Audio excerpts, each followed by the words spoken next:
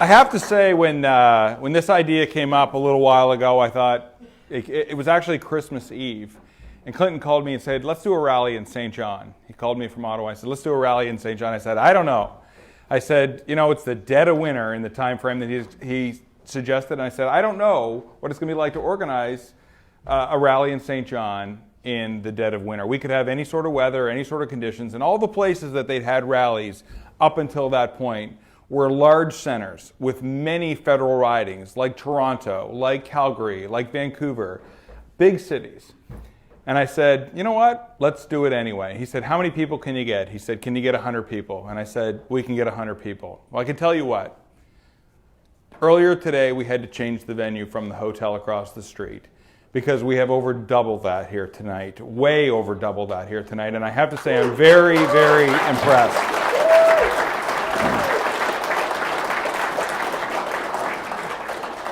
Before I get too far into this, I want to just talk quickly about where we're at in New Brunswick and Atlantic Canada.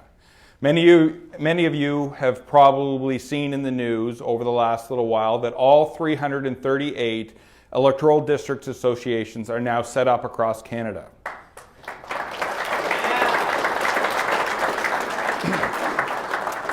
This was done in about 3 months. It was done before Christmas, about 3 months from the launch of the party, and it has never been done before in Canada. People mocked us, people ridiculed us, and people said we couldn't do it. And it is now done. So I think this is a huge accomplishment for us. Moving forward, we're now moving into the stage of getting things finalized with our local associations with Elections Canada and getting them registered, and moving forward into candidate selection for all of our ridings across Canada. New Brunswick, in particular, is very strong. All of our associations here have strong members. And I want to just quickly, anybody that is on a local board here, just raise your hand. Anywhere in New Brunswick. That's good. I can tell you, I've been very impressed. I've traveled around the province for Max, talking with members. Anybody that's a member was welcome to come out. And I'm very, very impressed with the quality of people that we have. And if it's any indication, the local boards are any indication of the quality of candidates that we're going to have in New Brunswick, they are going to be a very young and energetic lot that know what they stand for. So I'm very happy with that. I have one other announcement that I'd like to make, and you're the first people probably in Canada to learn this, but we had our first candidate recognized by Elections Canada today in the by-elections, and that gives us official party status as a party.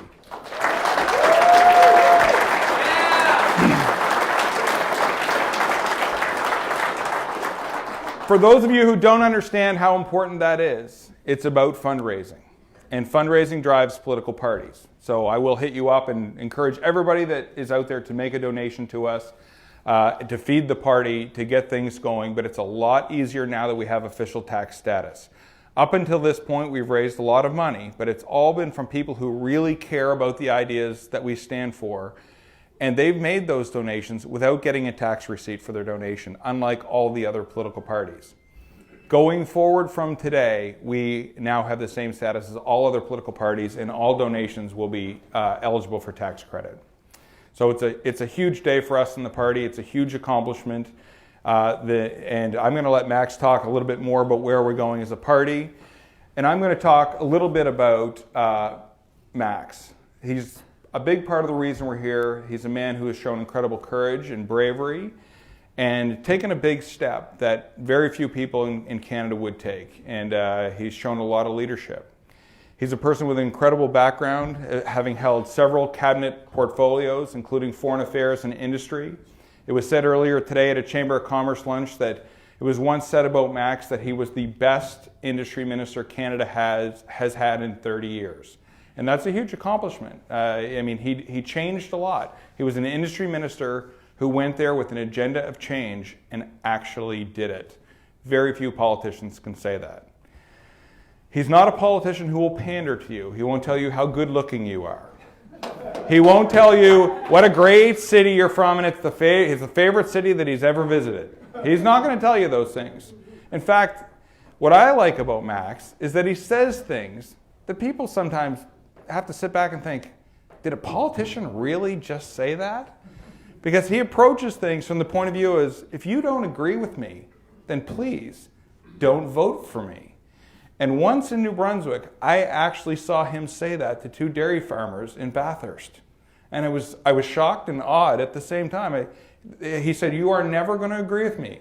I will not protect your privilege over the rights of 36 million Canadians that are paying $1,000 more a year on their grocery bills to protect your privilege. So please, don't vote for me. And I was shocked at that and awed and impressed all at the same time. So he's a man of courage. He's got an incredible background. I talked about his political background, but he's also been VP at National Bank and Standard Life. He has a degree in business and a degree in law. And from a personal point of view, I think that he's a gift to Canadians, and he's got bold political courage, and he's not afraid to say what he thinks. It's a rarity in Canada. Political courage is a rarity in Canada. So Max,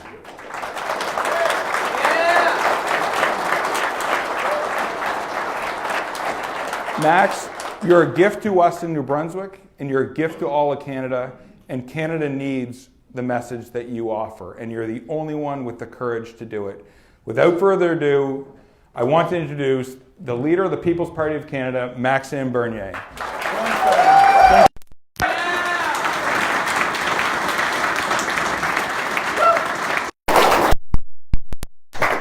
Yes, I'm very pleased to be here, and it's always fun to be with people who share our idea and our principles. So, you know, we started the day today, and I was preparing myself for a speech before the Chamber of Commerce, and I decided to speak about our ideas and our platform and what make us different from the other political parties. And the most important, I think, is we have a strong platform with bold ideas, and we want to do the reform that need to be done for our country. I will fight for that, and I'm not alone, and I'm really pleased with the organization here in New Brunswick. Actually, I was at the beginning of the week in Regina, Saskatchewan. I was in Saskatoon, and I will go back to Calgary next week. But the most important is, like you said, Adam, we have an organization all across the country. And I can tell you that when we started that in September last year, people were saying, oh, Bernier is lazy, Bernier won't be able to build a party, he doesn't have enough time, it's impossible to have an organization all across the country in a year. But like Adam said, we did that in 3 months. So I want to thank you very much, because it's because of you that we were able to do it.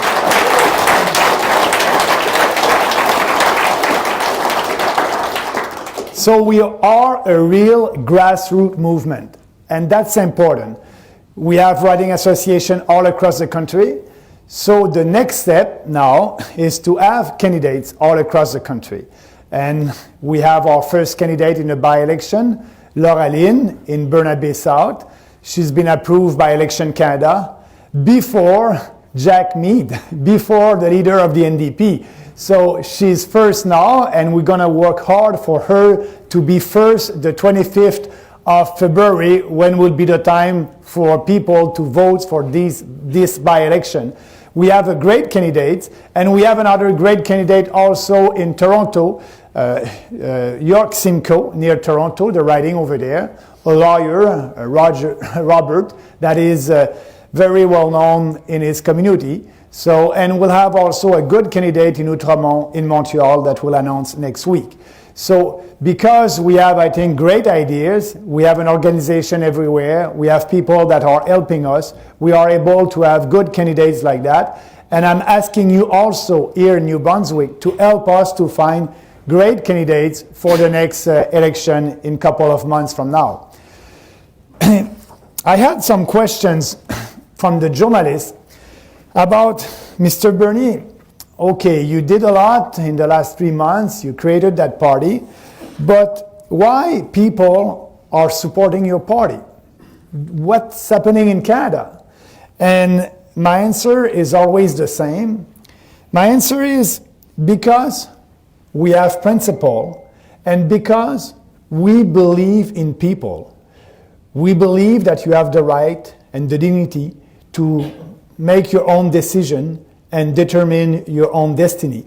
We don't believe in a big, fat government that will always intervene in your day-to-day life. We believe that we must respect our Constitution. And we believe also that in Canada, we don't need to try to please every special interest group to win election. I think we will be more and we are more credible when we are telling the truth and what we think must be done in this country. And maybe you're tired to hear that, but I want to speak a little bit about the cartel of supply management. So you know what it is, but I just want to speak about that just a little bit to let you know why it's so important to have policies that are good for the people. That's why we call our party the People's Party of Canada. We want to put people first and having policies that will be good for Canadians. And supply management is a nice example of political parties trying to please a special interest group, the dairy, poultry, and eggs producers. There are 19,000 producers under supply management in Canada.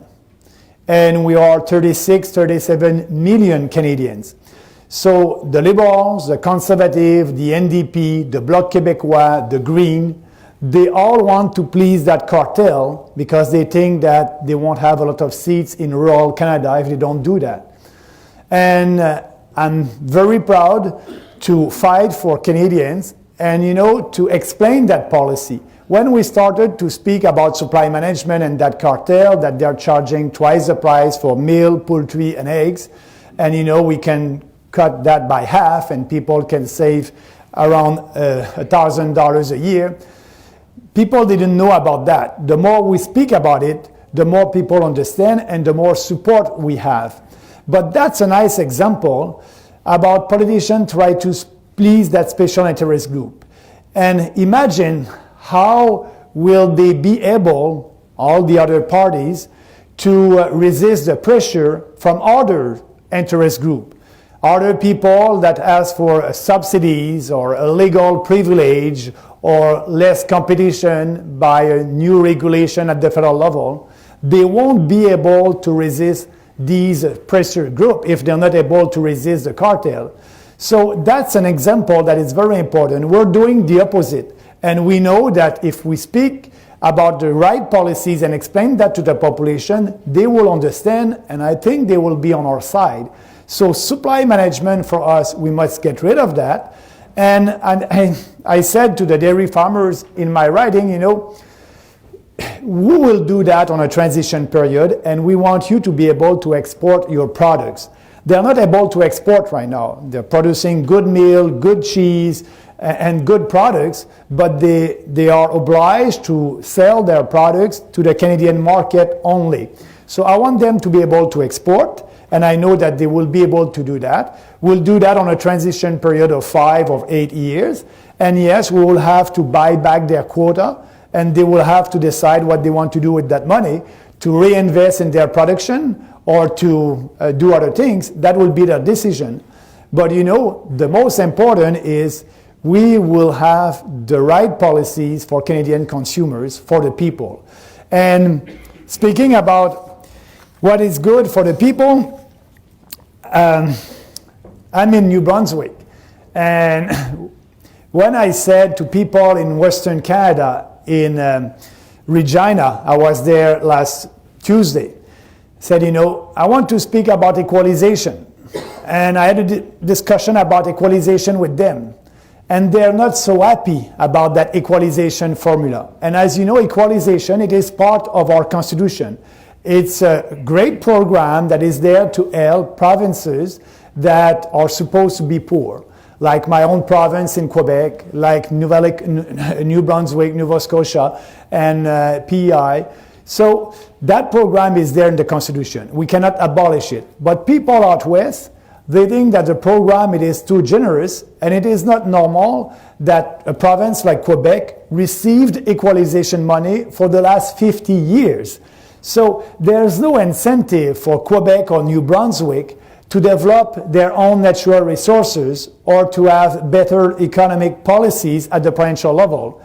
And I had that discussion with them, and I said, I'm the only politician who wants to review the formula for being sure that it will be fair, for maybe being a little bit less generous with a transition period. And I will be in Quebec, and I was in Quebec to speak about that, and I will be in Atlantic Canada also to speak about that. Because I think that people, and I think you're like me, you're proud and I'm proud. And I said to Quebecers in French that I'm not proud to be a Quebecers when we received equalization money. So that must be the opposite. My own province in Quebec must receive $0 from equalization because at that time Quebec will be a rich province. And I think that's the same thing for Atlantic Canada. And so that's what I said this morning at the Chamber of Commerce, and that will be the same message in Halifax tomorrow. And if you ask other leaders, Andrew Scheer won't speak about that because he thinks that he won't have vote in Quebec and he won't have vote in New Brunswick.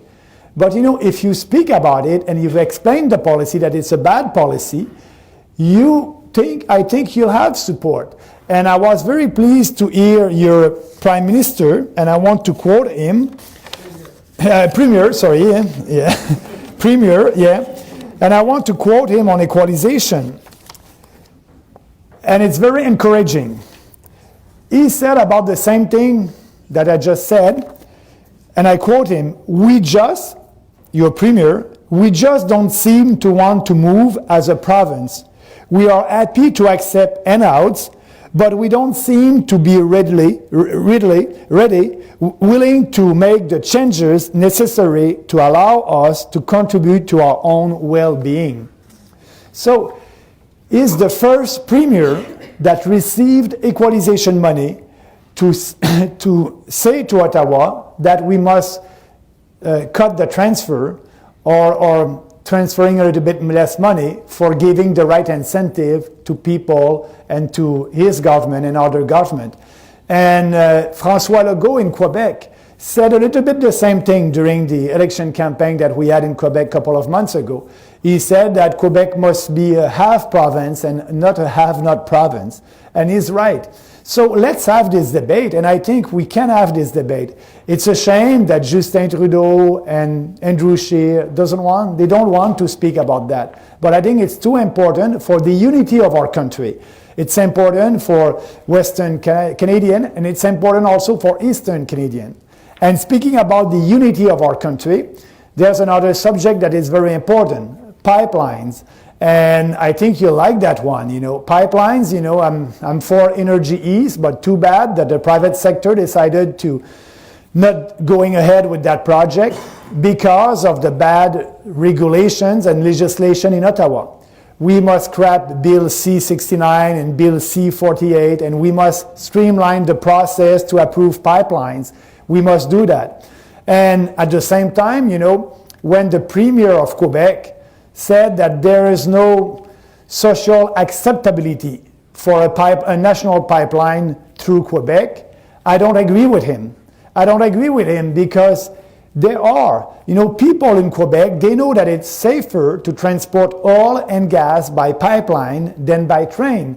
They remember the big tragedy that happened in Quebec 5 years ago at Lac Mégantic. It is safer for the population. It is safer also for the environment.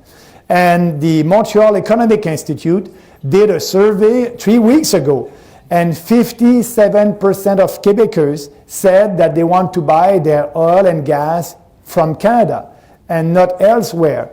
So the politicians at the provincial level in Quebec, they don't represent the population. But the politicians at the federal level, they don't have the courage to act for being sure that we'll have a pipeline that will help your economy here in Saint John and also in Montreal, that will create wealth and jobs here in this province. But they don't have the courage to act because the federal government can act. And that's the position of our party. What we want to do, we want to, if it's necessary, to use the Constitution, the section 9210 in our Constitution. And if you use that, you'll be able to declare the construction of a pipeline of our national interests for the advantage of our country. If you do that, it's the federal government that will have the last say, and it's the federal government that will have to decide. And I said that in French on a TVA. I was doing an interview over there, and they asked me a question about Energy East. And they said, Mr. Bernier, Quebec doesn't want that pipeline, so what are you going to do if you're elected? I say, I will do some consultation, but after that, yes, we have to build that pipeline. It is too important for the future of our country, and I'll do it. But the journalist said, Quebec doesn't want that. There's no social acceptability in Quebec. I said, no, it's not true, and I will have to impose the pipeline if the Quebec government doesn't want the pipeline, use the Constitution. And so the journalists look at me, and I don't think you'll have a lot of votes in Quebec. But Quebecers understand that, and I think I will have a lot of votes telling the truth. We need a pipeline for the unity of our country, but also for the prosperity of our country. And that will be good for you here in New Brunswick. When the journalist asked me this afternoon, I did an interview with a couple of journalists, and do you have something special to offer to New Brunswick? And I said, something special? No. Our platform is for every Canadian, all Canadians. It's the People's Party. What we are offering to people here and to you in New Brunswick, it's the same platform that I'm offering to other Canadians. But the pipeline for you, it is a little bit more important than people in British Columbia. And I understand that. So that will help your economy. But at the same time also, speaking about equalization, being fair, that will help you and help everybody, because your provincial government, like the Quebec government, if we do a reform in the equalization, they will be able to write the right economic policies that will bring more free markets and more freedom. Because now there's no incentive on the equalization. If a province develops the private sector, the more prosperous they'll be, the less equalization they will have. And they don't want that. So that's why we need a transition period that will be good for Quebec, for Atlantic Canada, and at the end, for the benefit of our country. So that's the way we are doing politics. We are speaking about what it is important with passion, with conviction, without any compromise. And I think people appreciate that. And I like that. I think it's my best time in politics right now. We have a strong platform that is based on the platform that I put forward during the leadership campaign for the Conservative Party of Canada. And I think it was popular because I had 49% of the votes. And I decided to quit the party, you may know, because, I tried to push these ideas, and I was asking the leadership. I asked the leadership of the party and Andrew Scheer to take some of our ideas for the next campaign. And Andrew Scheer said, no, Maxime, we won't take any of your bold ideas. And after that, he said, you're not speaking anymore for the party. So that's why I decided to create our own party based on that platform. And I think because of our freedom ideas, it's because of the ideas that we were able to have more than 33,000 founding members. And I want to tell you an anecdote. In the House, my seatmate, it is Elizabeth May. She's a great lady, and we didn't fight. We didn't fight because in the beginning I said to Elizabeth, if we want to have a good relationship, you're my seatmate, I think we must not speak about politics, because you won't agree with me and I won't agree with you. And she said, okay. But I have a couple of questions for you, if you can help me. And she said, okay. So I asked her, how many members do you have? She said, we have 19,000 members. And I said, your party exists for the last 35 years? She said, yes. And I said, I'm proud to tell you that we have more than 33,000 members after 4 months.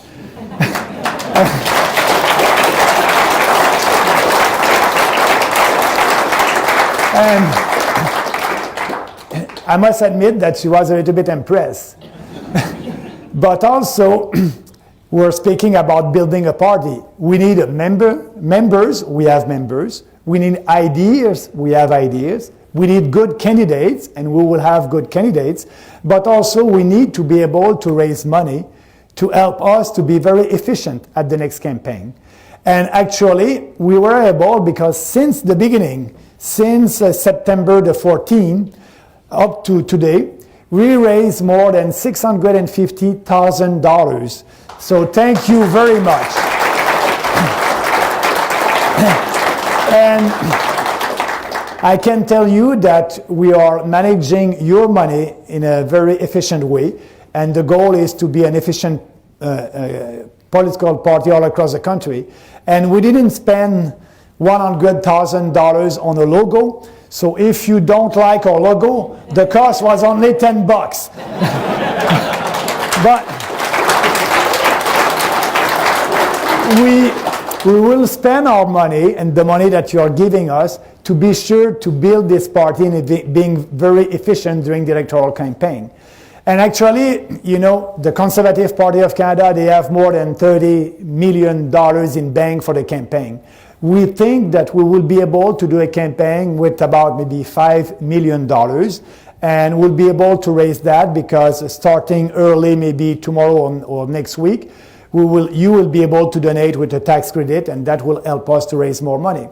But we will use the social media, and if you are using social media, don't hesitate to retweet our tweet and being engaged with our opponent on Twitter and on social media.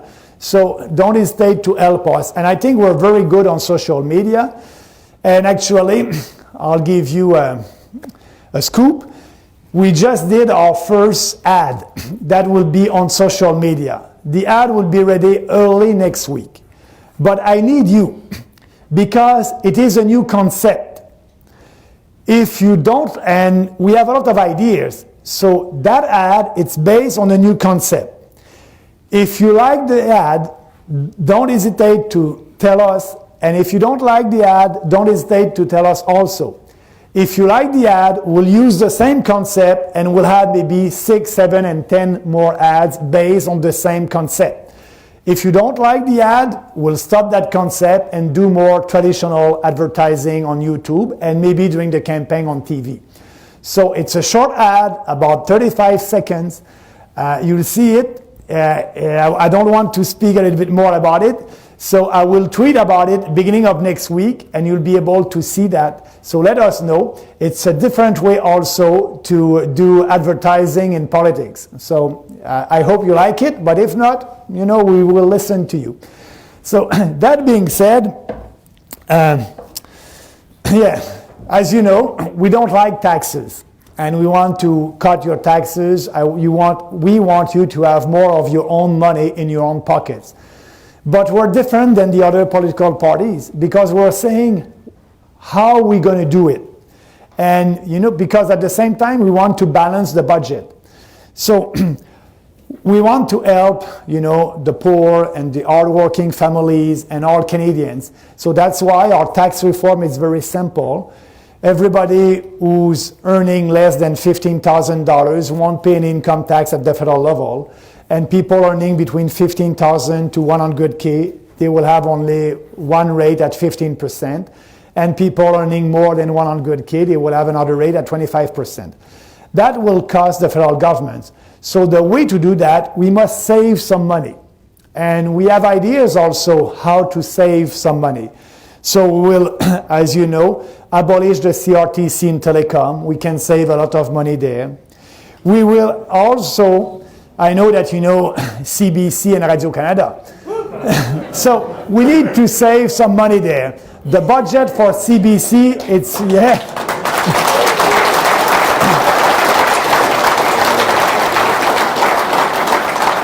The budget for CBC, the government is giving to CBC $1.3 billion a year. So we can save a lot of money, and I said CBC must be like PBS in the state.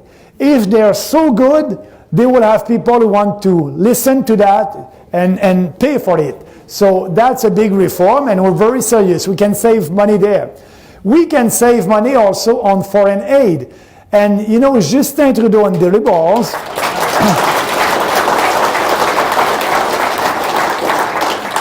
they're spending this year and next year, they will spend $2.3 billion. They will give that to other countries to fight climate change. Imagine what we can do with $2.3 billion here in Canada. So we can save on foreign aid about between $4 and $5 billion. But we must help people that need to be helped. And we'll do that, if, I don't know, an environmental disaster happen somewhere, we'll be there. If we have a humanitarian crisis, we'll be there. But we won't be there to build road in Africa or to give $1 billion to a Chinese bank to help the Chinese to be more influent, more present in Africa. We won't also send money to help other countries to fight climate change. So we can save a lot, and being that the money will be used here in Canada.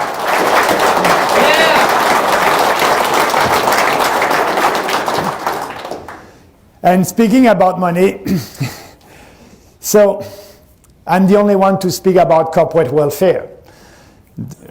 Justin Trudeau and Andrew Scheer, they want to keep the status quo. They want to tax a small business entrepreneur here in St. John and forcing him or her to pay taxes to give that to Bombardier or GM. So we don't believe in that. It's not fair. So a small business here in St. John, they won't be able to have $1 million in subsidies or $233 million like Bombardier had, or $1 billion like Bombardier, like GM had also. So it's not fair. So we need to cut that. We can save $5 billion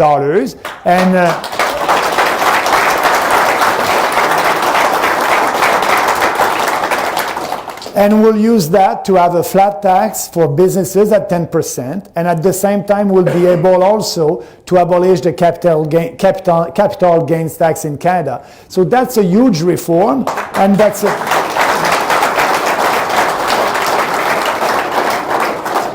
reforms that are putting more money in your pockets.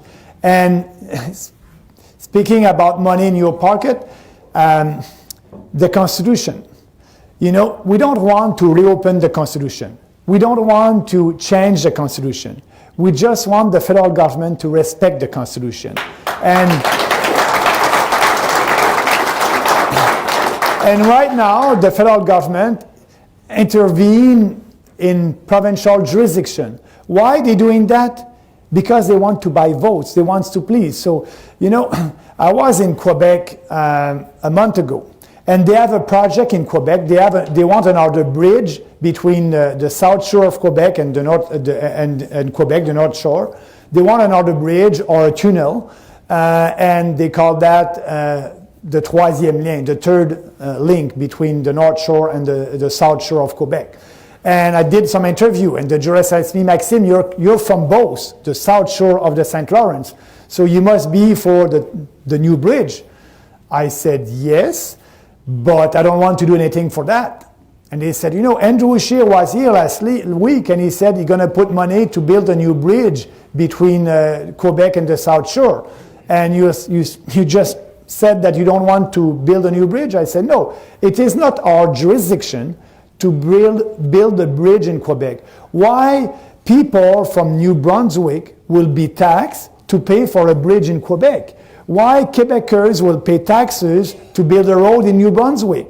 Local road or bridge or provincial jurisdiction. So what I said, I want to be fair. We will abolish that program, the program that Andrew Scheer wants to keep to pay for a bridge, because he thinks that if he's saying yes for that bridge, he will have more votes in Quebec. But no, I think he won't have a lot of votes in Quebec, because we're telling the truth. We'll abolish that program, and we'll be able to lower our taxes at the federal level. And if Quebec want a bridge and they don't have enough money, they will be able to raise taxes in Quebec for that bridge. So that's a local matter, and local matter must be paid by the provinces, not by the federal government. And so you can, at the federal level, save a lot of money, but at the same time, we will lower our taxes. So if Quebec want that bridge, it's up to them, and they will be able to tax their citizens for that. And it will be fair, because a citizen in New Brunswick won't pay for a bridge in Quebec, and the guy in Quebec won't pay for a road that is in New Brunswick. But if it's a national infrastructure, The federal government has a role to play and will be there. So that's our understanding of the Constitution. We must respect the Constitution, not interfere in provincial jurisdiction. But politicians are doing that right now because it's a way for them to be present and by vote and telling you what you want to hear. So what I'm telling Canadians, it's what it is, the reform that we must do for having a freer and a better country. And I think that's why people are coming to us. And speaking about people that are coming to us, I had a question about, Mr. Bernier, if you're successful, you will split the vote, and Justin Trudeau will win. So, and I look at the journalist, I said, okay, if Justin Trudeau is winning, it will be my fault, and if Andrew Scheer is not able to win, it will be my fault.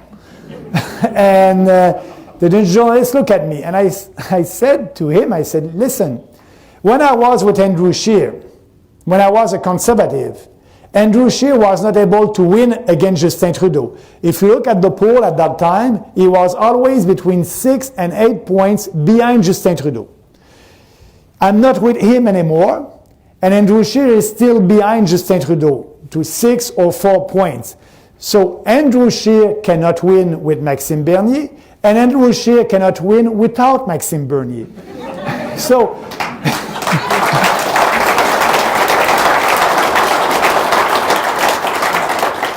if we want to beat Justin Trudeau, we are the only real alternative, real conservative alternative, real limited government in Ottawa alternative, real free markets alternative. And it's going very well. People are coming to us. We are able to build this party. We have a momentum.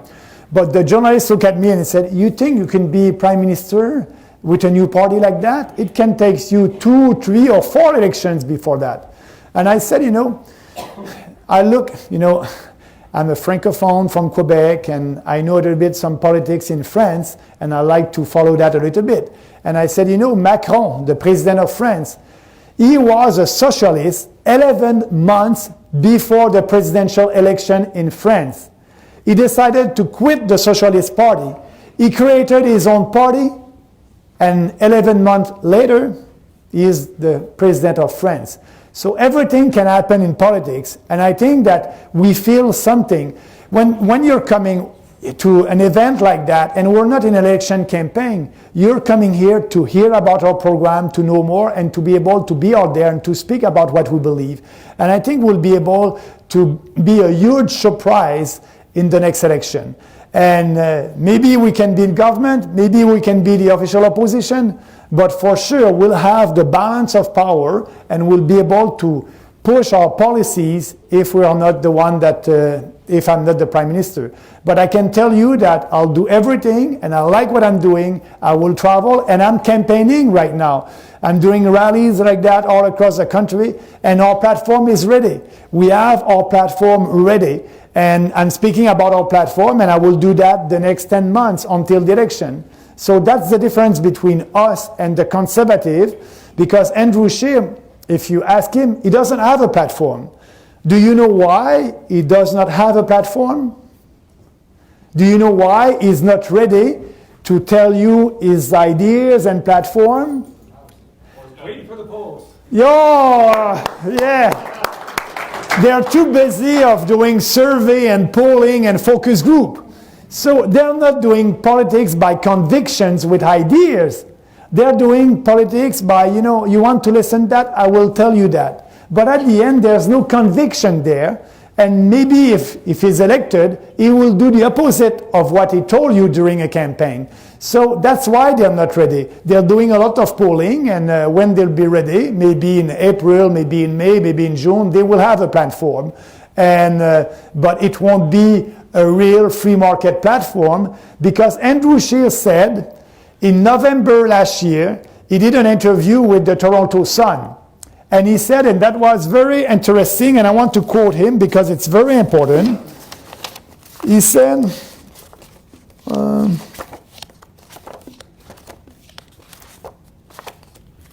I hope I have the quote. Yeah. Okay. last November in Toronto. He did an interview with the Toronto Sun. And he said that the Liberals have moved so far to the left, and that was a discussion that the Liberals moved so far to the left, and I agree with him on that. And that's why we have some Liberals who are supporting us, people who voted for Jean Chrétien and Paul Martin for a balanced budget and lower taxes. But now the Liberals, yes, they are moving to the left. And he said, and I quote, "We, the Conservative Party of Canada, have an opportunity to say that we are a pragmatic, centrist party with room for lots of different views on lots of different issues." End of the quote. Yet, pragmatic, centrist, lot of different views. So, no principle, no values, no conviction. They're telling you what you want to hear. If you want to hear supply management is good, I'll tell you that. If you want to hear that, we will lower your taxes, I will tell you that, but I won't tell you how I will do that. So he is a traditional politician that is a centrist and try to please everybody. But when you try to please everybody, you end up pleasing nobody. So I prefer to have conviction.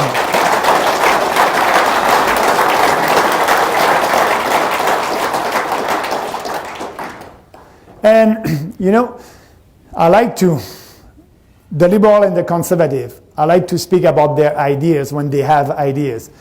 On supply management, it's the same thing. So the Conservative are like the Liberal. On foreign aid, it's the same thing. They don't want to touch that. On corporate welfare, Andrew Scheer wanted to keep the status quo on that. They have the same policies. I can go on and go on. On immigration, they have the same policies. Andrew Scheer wants to have more immigrants, and Justin Trudeau the same thing. We are the only party, and we are pro-immigration, but we just want to go back to the average number of new Canadians than we had under Stephen Harper. 250,000 new Canadians a year, but Justin Trudeau increased that by 40% at 350,000 a year. So let's go back and having fewer immigrants that are coming here for the right reason because they share our Canadian values and our Western civilization. And, the journalist actually said to me, "Maxime, you have a radical proposal on immigration." It is not radical. 49% of Canadians said that they want fewer immigrants. Only 6% of Canadians in an Angus Reid survey said only 6% that they want more immigrants. Who is radical? Justin Trudeau and Andrew Scheer, not us. We just want to go back, and yes, it's important to have more economic immigrants. You need that here in Atlantic Canada, and we'll have a bigger ratio of economic immigrants. So more economic immigrants, fewer refugees, fewer reunification of family, but also an immigration system that is sustainable. What happened right now at the border in Quebec? It's illegal immigration, and we must fix that. And we are ready to fix it. I'm ready to sit down with President Trump, and there's a loophole with the third Safe Country Agreement. It is not normal that these person are coming to Canada and supposed to be refugee. The Department of Immigration said that, not a politician, the Department of Immigration said that 40% of them will have to be deported in 3 years from now because they're not real refugees. And it's a big cost for us. It will be about in 5 years, $1 billion that we'll have to pay for that. We need to fix that problem, and that's very important for the integrity of our immigration system. And yes, I want to help the refugees, but I want to help the real refugees that are waiting in a refugees camp in another country, not people coming from the state of New York. Their life is not in danger in New York.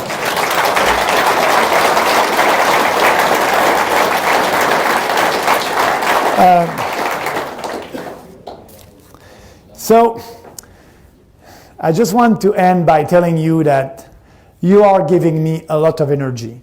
And I'm very proud to be the leader of the People's Party of Canada.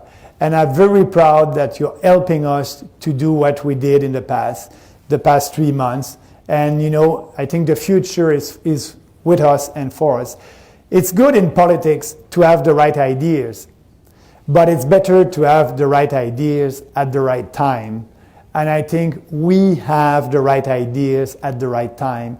People are ready for a change. 57% of Canadians said in a poll that they're ready to vote for a new party at the federal level. So that's people who can vote for us. 30% of the population, Canadian population, 30% of them didn't vote at the last federal election because they don't believe in politicians anymore. And we are speaking to them because we're doing politics differently. And we don't try to please everybody. We're telling people what need to be done for a better and a freer country. We can have these people. Imagine if we have only 15% of them on the 30% that didn't vote, and if they decide to vote for us, that would be great. So we can have a lot of people that share our values.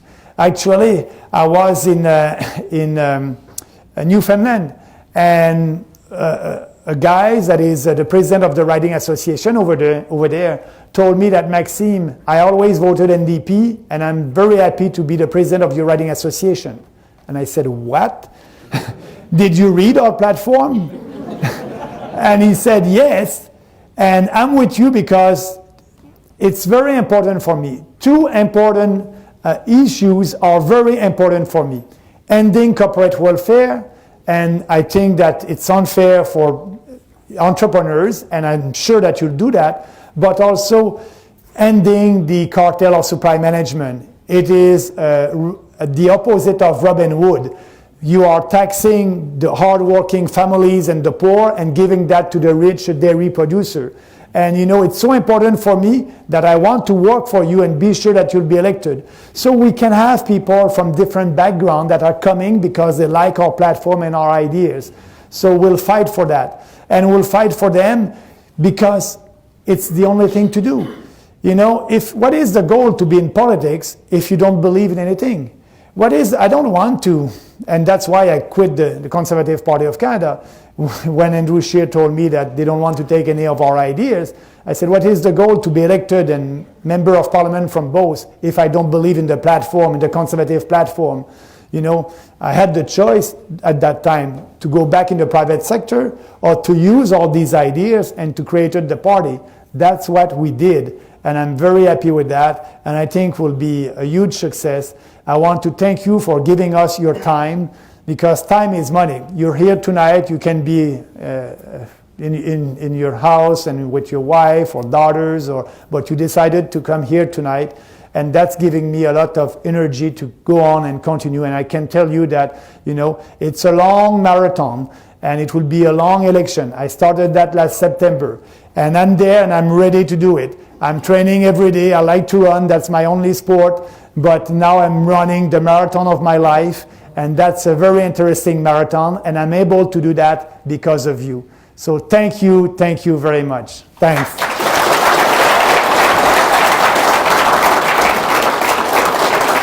Thank you. Thank you. And thank you very much. Thank you.